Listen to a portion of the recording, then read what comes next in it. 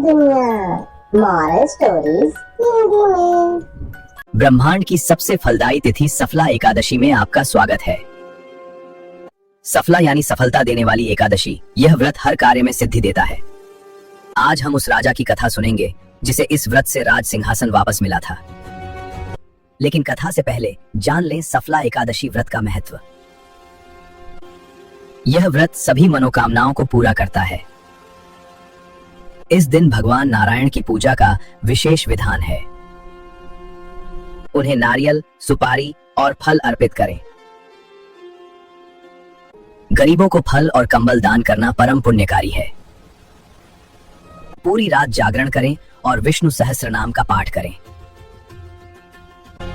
यह व्रत अकाल मृत्यु के भय को दूर करता है और धन धान्य की कमी कभी नहीं होने देता। आइए अब जानते हैं राजा महिष्मत की कथा। कैसे उनके पुत्र लुम्पक ने सभी सुख त्याग दिए थे। यह कथा आपको बताएगी कठिन समय में क्या करना चाहिए और कैसे भगवान नारायण ने रास्ता दिखाया। सफला एकादशी का व्रत सौभाग्य का प्रतीक है। यह आपकी हर असफलता को सफलता में बदल देता है। आइए हम सब भक्ति भाव से यह कथा सुने और जीवन को सफल बनाएं। यह कथा आपको सही निर्णय लेने में सहायक होगी और आपको भगवान नारायण के करीब लाएगी। चंपावती नगर में राजा महिष्मत राज्य करते थे, जिनके 5 पुत्र थे। लेकिन उनका छोटा पुत्र लुम्पक महापापी और व्यसनी था। वह जुआ खेलता, मांस मदिरा का सेवन करता और पाप कर्म करता था। राजा ने उसे बहुत समझाया, लेकिन लुम्पक नहीं माना।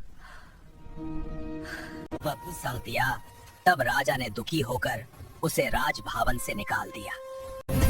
लुम्पक अब जंगल में चोरों और शिकारियों के साथ रहने लगा। वह क्रूरता से जानवरों का शिकार करता और उन्हें खाता था। दिन रात वह कष्ट भोगता और ठंड से कांपता रहता। उसे भोजन और वस्त्र भी ठीक से नहीं मिलते थे। राजा के घर का सुख छोड़कर वह अब दुख में था।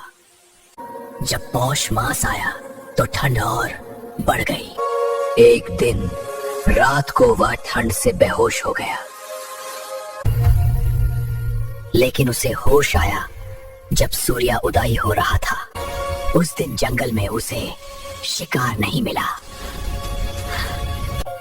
वह भूख और प्यास से तड़प रहा था। उसी पेड़ के नीचे भगवान विष्णु की स्थापना थी। यह सफला एकादशी का दिन था। उसने अनजाने में ही पूरा दिन उपवास रखा। रात को ठंड और भूख के कारण से नींद नहीं आई। अनजाने में ही उसका एकादशी व्रत पूरा हो रहा था। अगले दिन द्वादशी पर उसने फल खाने का निर्णय लिया। उसने उन फलों को पहले विष्णु जी को अर्पित किया। फिर यह अनजाने में ही किया गया व्रत का पारण था। लुम्पक के इस अदृश्य पुण्य से एक चमत्कार हुआ। भगवान नारायण की कृपा से उसका मन शुद्ध हो गया। उसने अपने पापों पर पश्चाताप करना शुरू किया।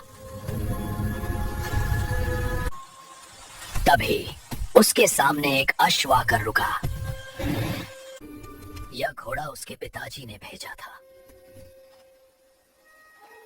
घोड़े के साथ एक सेवक भी था। सेवक ने कहा, राजकुमार, राजा ने आपको बुलाया है। लुम्पक अचंभित था। उसे विश्वास नहीं हुआ। सेवक ने बताया कि राजा अब वृद्ध हो चुके हैं और चाहते हैं कि आप आकर राजकाज संभालें। यह सब सफला एकादशी व्रत का फल था। लुम्पक ने तुरंत घोड़े पर सवारी की और चंपावती नगर की ओर चल पड़ा। राजमहल पहुंचकर उसने पिता के चरणों में सिर रखा। राजा ने उसे गले लगाया और अत्यंत प्रेम दिया। लुम्पक ने अपनी गलतियों के लिए माफी मांगी। राजा महिष्मात ने उसे तुरंत युवराज घोषित कर दिया और कुछ समय बाद लुम्पक राजा बन गए। फिर उन्होंने अपने राज्य में धर्म का पालन किया और हर वर्ष सफला एकादशी का व्रत करते रहे। इस व्रत के प्रभाव से उन्हें मोक्ष की प्राप्ति हुई।